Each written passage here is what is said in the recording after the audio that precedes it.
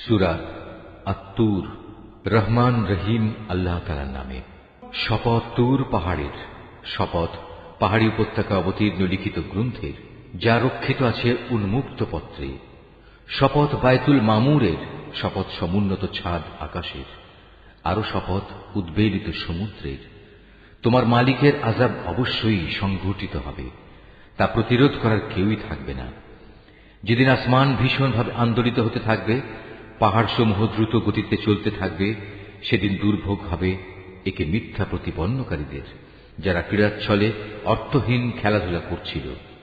যেদিন তাদের ধাক্কা মারতে মারতে জাহান্নামের আগুনের দিকে নিয়ে যাওয়া হবে, তাদের বলা হবে, এ হচ্ছে সেই দোজখের আগুন যাকে তোমরা অস্বীকার করতে। এটাকে কি জাদু মনে হয়, না তোমরা দেখতে পাচ্ছ না? যাও, তোমরা এতে জ্বলতে থাকো। অতঃপর এখানে বসে তোমরা ধৈর্য ধারণ করো কিংবা না করো, কার্যত তা তোমাদের জন্য সমান কথা। তোমাদের ঠিক সে ধরনের বিনিময় আজ প্রদান করা হবে, যে ধরনের কাজ তোমরা করতে। অপরদিকে যারা আল্লাহকে ভয় করেছে, তারা অবশ্যই আজ জান্নাতের সুরম্য উদ্যানে ও অফুরন্ত নিয়ামতে অবস্থান করবে। তাদের মালিক তাদের যা দেবেন তাতে তারা সন্তুষ্ট হবে। তাদের মালিক তাদের জাহান্নামের কঠোর আযাব থেকে বাঁচিয়ে দেবেন। তাদের আরো বলা হবে, তোমরা পরিতৃপ্তির সাথে আজ এখানে পানাহার করতে থাকো তোমাদের আমলের বিনিময়ে। তারা সারিবদ্ধভাবে পাতা আসনে হেলান দিয়ে অবস্থায় সমাসীন হবে, আর আমি বড় বড় চোখ বিশিষ্ট সুন্দর হুরের সাথে তাদের মিলন ঘটিয়ে দেব।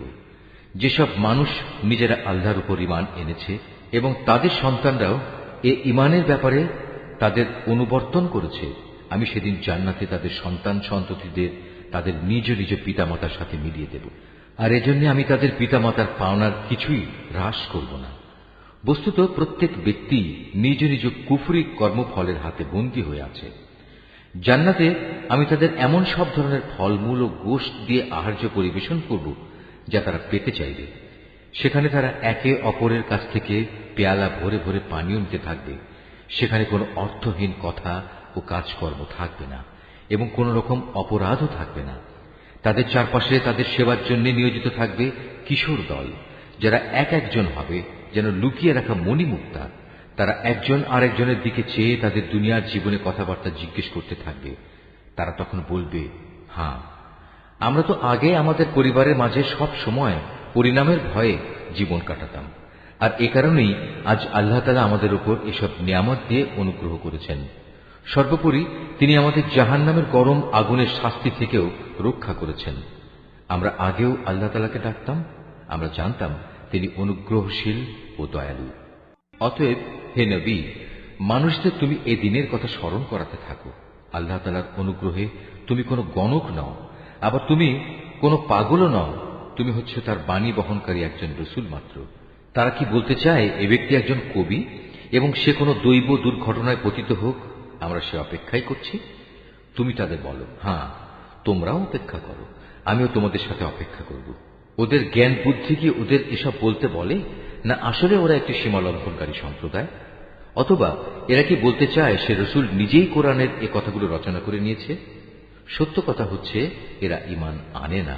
তারা নিজেদের কথায় যদি সত্যবাদী হয়, তবে তারাও এ কোরআনের মতো কিছু একটা রচনা করে নিয়ে আসুক না। তারা কি কোনো স্রষ্টা ছাড়া এমনি এমনি সৃষ্টি হয়ে গেছে, না তারা বলতে পারে তারা নিজেরাই নিজেদের স্রষ্টা, না তারা নিজেরাই এই আকাশমণ্ডল ও ভূমণ্ডল সৃষ্টি করেছে? আসল কথা হচ্ছে এরা আল্লাহ তাআলার সৃষ্টি কৌশলে বিশ্বাসই করে না। তাদের কাছে কি তোমার মালিকের সম্পদের ভাণ্ডার পড়ে আছে, না তারা নিজেরা সে সম্পদের পাহারাদার সেজে বসেছে? অথবা তাদের কাছে আসমানে ওঠার মতো কোনো সিঁড়ি আছে যাতে আরোহণ করে তারা আসমানের অধিবাসীদের কথা শুনে আসে? তাহলে তারা আসমান থেকে শোনা বিষয়ের উপর সুস্পষ্ট কোনো প্রমাণ এনে হাজির করুক। অথবা তোমরা কি আসলে মনে করো যে সব কন্যা সন্তানগুলো আল্লাহ তাআলার জন্য আর তোমাদের ভাগে থাকবে শুধু ছেলেগুলো? কিংবা তুমি কি আল্লাহর বিধানাবলীর তাবলীগের বিনিময়ে তাদের কাছ থেকে কোনো পারিশ্রমিক দাবি করছো, যা তাদের কাছে দুর্বহ জরিমানা বলে মনে হচ্ছে? অথবা তাদের কাছে রয়েছে অদৃশ্য জ্ঞানের এমন কিছু যা তারা লিখে রাখছে? না, এর কোনোটাই নয়। এরা আসলে তোমার বিরুদ্ধে কোনো ষড়যন্ত্র করার ফন্দি আঁটতে চায়। অথচ যারা আল্লাহ তাআলাকে অস্বীকার করে তারাই পরিণামে ষড়যন্ত্রের শিকারে পরিণত হয়। আল্লাহ তাআলার বদলে এদের কি অন্য কোনো মাবুদ আছে?